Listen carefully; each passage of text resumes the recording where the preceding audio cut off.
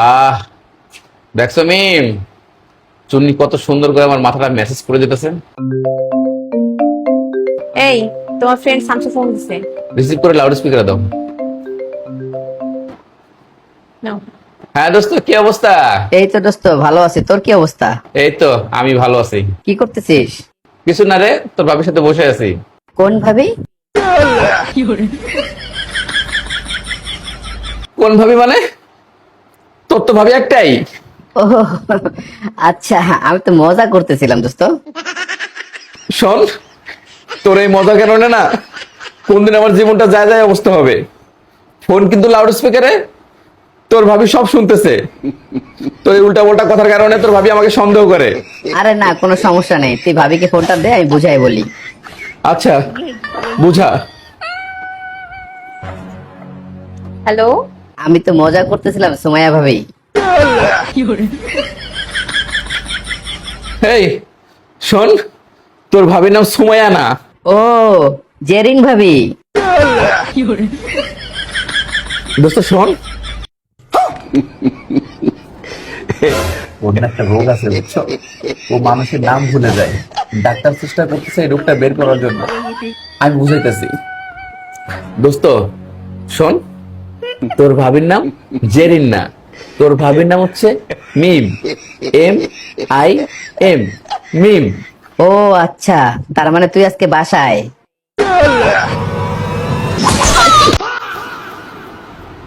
কি ব্যাপার, আপনি চলে আসছেন? হ্যাঁ হ্যাঁ। তা আজকে তো দেরি হইলো যে। আরে হাতে একটা কাজ ছিল, ওটা শেষ করে আসছে, এই জন্য একটু দেরি হয়েছে। বাইরে গেলেই তো আপনার দুনিয়ার কাজ পড়া যায়। কে ফোন দিছে? আমার বন্ধু সোহেল আছে না, ওই ফোন দিছে। রিসিভ করেন আর লাউড স্পিকার দেন। হ্যালো, দোস্ত, তোর জন্য একটা দারুণ গুড নিউজ আছে। কি গুড নিউজ? তুই যে 6 মাস ধরে যে মেয়ের পেছনে ঘুরতেছিস নাম্বার নেওয়ার জন্য, তার নাম্বার তুমি পাইয়া গেছি। দেখ সোহেল, আমি কিন্তু তোর ভাবির সামনে আছি এখন। তুই কিন্তু আমার তোর ভাবির কাছে আমাকে কালার খাওয়াই দিলি। তুই এখন কোন ভাবির সাথে আছিস?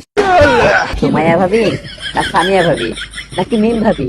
দেখ সোহেল, তোর একটাই ভাবি, যার নাম আফসানা মিম, বুঝলি? ও আচ্ছা, তার মানে তুই অরিজিনাল ভাবির সাথে আছিস। আচ্ছা সমস্যা নাই, তুই ভাবির মোবাইলটা দে। কেন? আরে গাধা, দিতে বলছি দে।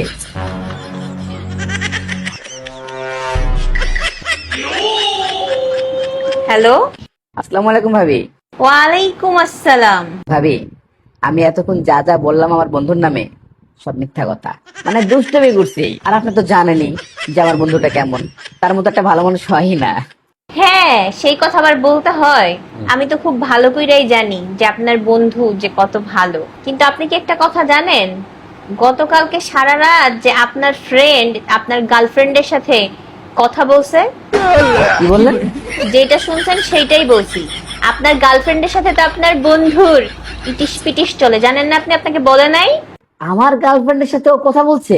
ভাবি এসব কি বলতেছেন? আপনার জামাই একটা চিটার, আর আমার সাথে এত বড় বেইমানি। শোনেন ভাবি, এতক্ষণ আমি যা বলছি সব সত্যি, শুধু ওই মেয়ে না, ও আরো কয়েকটা মেয়ের পিছনে ঘোরে। ভাবি, আপনি আপনার হাজবেন্ডকে দেখেন, আমি আমার গার্লফ্রেন্ডকে দেখতেছি।